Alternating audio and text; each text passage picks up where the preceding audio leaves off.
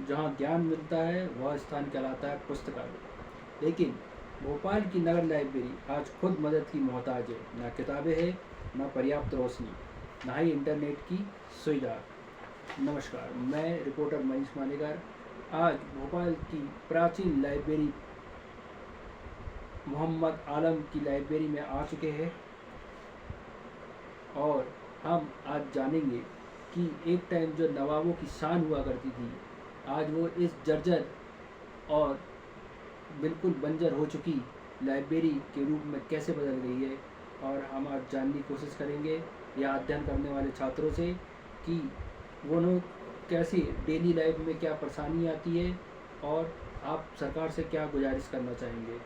तो हम अभिनंदन करना चाहेंगे मिस्टर रमा पंडोली का। नमस्कार। धन्यवाद सर। सर, मैं इस लाइब्रेरी में पिछले 5 साल से आ रही हूँ। मैं पीएससी की प्रिपरेशन कर रही हूँ। मेरा आज तक कोई पेपर नहीं निकला है, क्योंकि यहाँ पे कोई सुविधाएं नहीं है। ना ही अच्छी पुस्तकें है, ना ही इंटरनेट की सुविधा है, ना ही न्यूज़पेपर आता है और ना ही एसी की सुविधा है।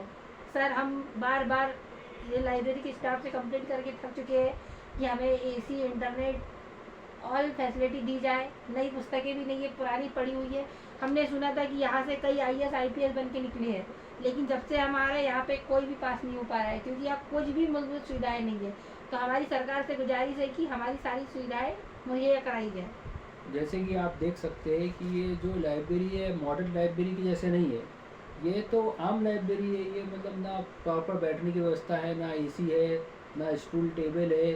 तो कैसे आप इतनी मुसीबत में आप कैसे पढ़ पाते हैं और आप कैसे कह रहे हैं कि ये लाइब्रेरी है जो एक टाइम पे ऐतिहासिक लाइब्रेरी हुआ करती थी।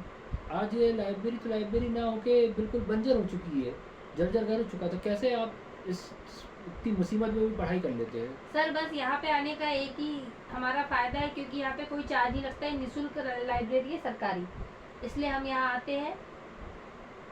और इसके अलावा यहाँ कोई सुविधाएं नहीं है। सिर्फ एक ही सुविधा है कि यहाँ पैसे नहीं लगते हमें बैठने के। अच्छा, तो आप इतने आधुनिक टाइम पे पढ़ रहे 21वीं सदी के आप छात्र हैं और पूरा इंटरनेट का ज़माना है। आजकल हर हाथ में फ़ोन और इंटरनेट है और मैं देख पा रहा हूँ कि इस लाइब्रेरी में इंटरनेट जैसी फैसिलिटी नहीं है। तो आप फिर कैसे, आपको कोई डाउट आता, क्वेश्चन आता, तो फिर उसका आप सोल्यूशन कैसे करते हैं? इंटरनेट का सारा कहाँ से लेते हैं आप? सर, हम अपने मोबाइल में जो डाटा डलाते हैं उसी से करते हैं। बाकी यहाँ पे वाईफाई की कोई सुविधाएं नहीं है, जिससे हमें बहुत परेशानी होती है। हमारा डाटा ख़त्म हो जाता है, हम सर्च नहीं कर पाते हैं। तो हमारी सरकार से यही गुजारिश है कि जिस टाइप से ये पुराने समय में छात्रों की पहली पसंद हुआ करती थी, तो इसको फिर से जीवंत किया जाए। और जैसे कि मैं देख पा रहा हूँ कि यहाँ पर जो किताबों की लाइब्रेरी है जो, और उसमें अलमारी भी नहीं है, प्रॉपर किताबें रखने की व्यवस्था भी नहीं है, आप अपने सामान भी नहीं रख पा रहे हो, सब ऐसे ही एक टेबल में डला हुआ है। तो आपको दिक्कत नहीं आती इतनी सब एक ही छोटी सी कम जगह में ही सब सामान रखने पे? सर, दिक्कत तो आती है, लेकिन क्या करें, बस पैसे की परेशानी है, इसलिए हमें यहाँ आना पड़ता है। धन्यवाद। अच्छा, तो कुल मिला के ये फ्री में है, हाँ, फ्री बस। मुफ्त उपलब्ध है, इसलिए आप इस लाइब्रेरी में आके अपने सपनों को उड़ान दे रहे हैं। ठीक है सर।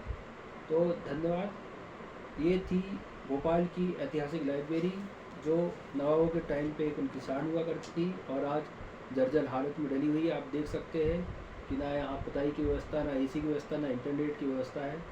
तो मेरी सरकार से यही गुजारिश रहेगी कि सरकार इन छात्रों पर भी ध्यान दे और कम से कम मूलभूत सुविधा जैसे इंटरनेट आज की मांग है आज के टाइम की, वो उपलब्ध करा सके, ताकि यहाँ से भी, छोटी सी जगह से भी एक भविष्य के उम्दा आईपीएस आईएएस निकल सके। धन्यवाद। मैं मनीष मालिक।